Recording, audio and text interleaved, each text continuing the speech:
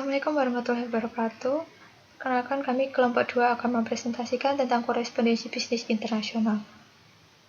Perkenalkan, nama saya Indah Puspitasari dan rekan saya Mufidah Tunisa. Di sini kami akan mempresentasikan tentang jenis-jenis surat. Yang pertama yaitu requesting information atau surat meminta informasi. Yang kedua yaitu providing information atau menyediakan informasi. Yang ketiga yaitu replying to a job applicant atau membalas surat lamaran kerja. Yang keempat yaitu goodwill letter atau surat niat baik. Yang kelima yaitu custom relation letter atau surat hubungan customer. Untuk yang pertama yaitu requesting information atau surat meminta informasi. Requesting information merupakan sebuah surat yang dibuat sebagai tindak lanjut atas surat perkenalan sebelumnya. Format surat ini pada dasarnya sama, tidak ada yang sulit untuk membuat jenis surat niaga yang satu ini, karena sama dengan surat resmi lainnya terdapat kop surat, nomor surat, dan lain-lain. Perlu diingat, dalam surat ini penjual akan memberikan informasi detail mengenai produk-produk yang disediakan untuk pembeli. Maka surat ini akan dilampirkan juga katalog atau brosur produk yang bisa dipesan oleh calon pembeli. Ketika Anda mengirim surat yang meminta informasi, Anda biasanya menemukan sesuatu yang tidak termasuk dalam artikel surat kabar, situs web perusahaan, atau sumber lainnya.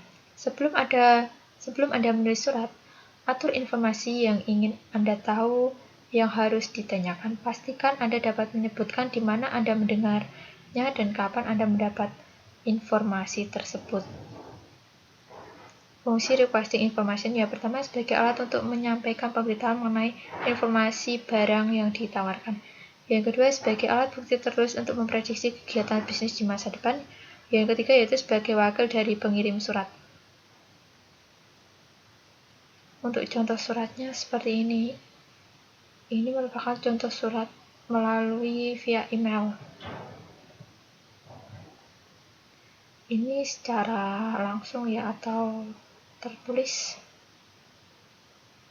Untuk bagian-bagian dari surat requesting information, yang pertama yaitu terdiri dari opening. Opening itu memuat alasan mengapa Anda menulis surat tersebut. Untuk yang kedua yaitu fokus, beritahu siapa kamu dan perusahaan kamu.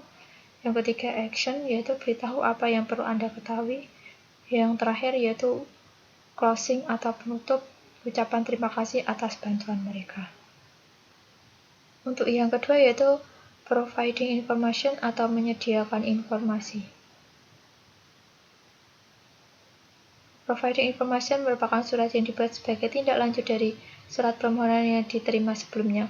Maka dapat diketahui bahwa isi atau pokok surat tersebut adalah penyampaian paket informasi yang sesuai dengan yang telah dibuat sebelumnya. Dengan surat ini, penjual akan menyampaikan berbagai hal yang ingin diketahui oleh calon pembeli. Fungsi dari providing information fungsi sebagai surat balasan meminta informasi untuk menjelaskan permintaan informasi dari pengirim surat sebelumnya. Misalkan, Anda adalah seorang pemimpin dari distributor alat-alat elektronik, yaitu sebuah perusahaan atau instansi yang menginginkan barang-barang elektronik di perusahaan yang Anda pimpin. Anda dapat menjelaskan informasi ini dalam surat permintaan informasi. Hal-hal yang perlu diperhatikan saat membuat balasan surat permintaan informasi, pertama-tama ucapkan terima kasih kepada pengirim surat dan tuliskan dengan jelas mengenai produk yang Anda tawarkan. Berikut merupakan contoh suratnya.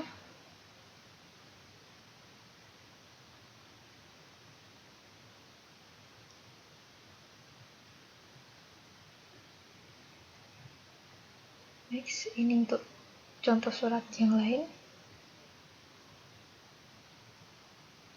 Untuk bagian-bagian dari providing information, yang pertama yaitu ada opening, terdiri dari ucapan terima kasih untuk surat sebelumnya. Yang kedua yaitu fokus, berisi memberikan informasi yang diminta. Untuk yang ketiga action atau memberikan informasi tambahan.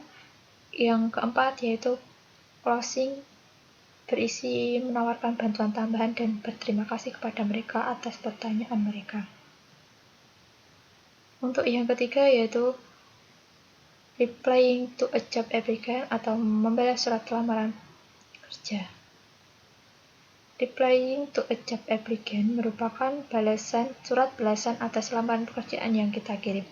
Dalam membalas lamaran kerja terdapat 3 surat di antaranya. Yang pertama yaitu mengakui penerimaan aplikasi. Yang kedua yaitu requesting an interview atau meminta wawancara. Yang ketiga rejecting an applicant atau menolak pelamar. Fungsi replying to a job applicant yaitu untuk memberitahu mengenai surat yang diajukan oleh pelamar kerja apakah lolos tahap berikutnya atau ditolak. Apabila lolos, maka akan diberitahukan mengenai proses apa saja yang akan dilaluinya selanjutnya. Untuk contohnya bisa dilihat simbol-simbolnya juga sudah ada keterangan.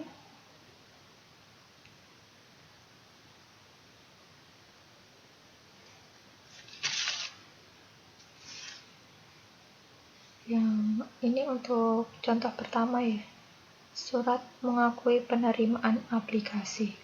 Terdapat heading.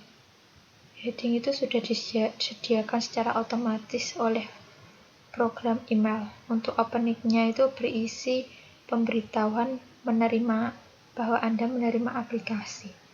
Untuk actionnya yaitu jelaskan prosesnya. Untuk closingnya yaitu berterima kasih kepada pelamar atas minatnya. Untuk yang kedua yaitu requesting an interview atau meminta wawancara. Sama, untuk heading itu sudah secara otomatis dari email ya. Untuk openingnya yaitu berisi undangan pelamar untuk wawancara. Untuk actionnya yaitu jelaskan apa yang akan terjadi. Untuk closingnya yaitu antusias. Untuk yang ketiga yaitu menolak pelamar.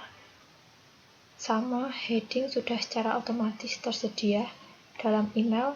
Untuk openingnya yaitu berisi pemberitahuan Anda menerima aplikasi. Untuk action yaitu penjelasan mengapa permohonan Anda ditolak.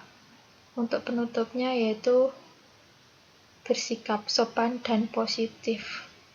Intinya itu memberikan dukungan untuk kesuksesan karir di masa yang akan datang. Untuk yang keempat yaitu ada goodwill letter atau surat niat baik.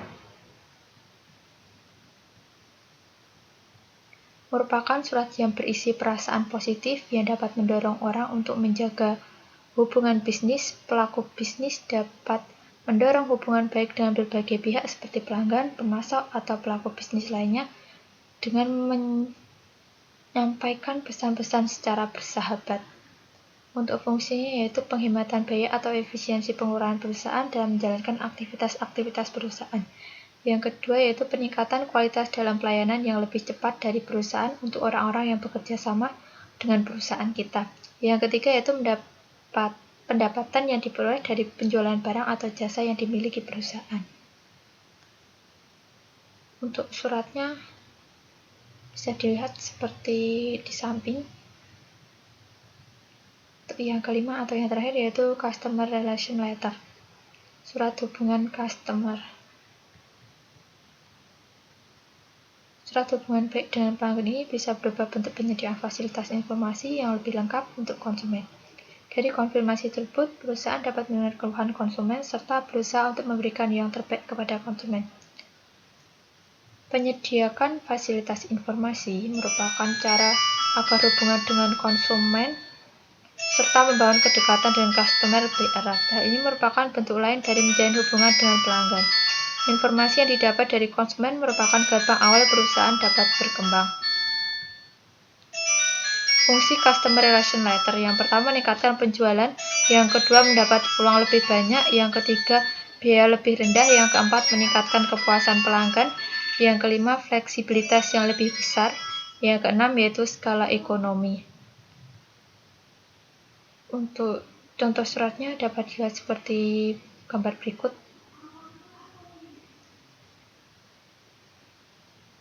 Mungkin hanya itu saja yang dapat saya sampaikan. Ada kurang lebihnya saya mohon maaf. Saya akhiri. Wassalamualaikum warahmatullahi wabarakatuh.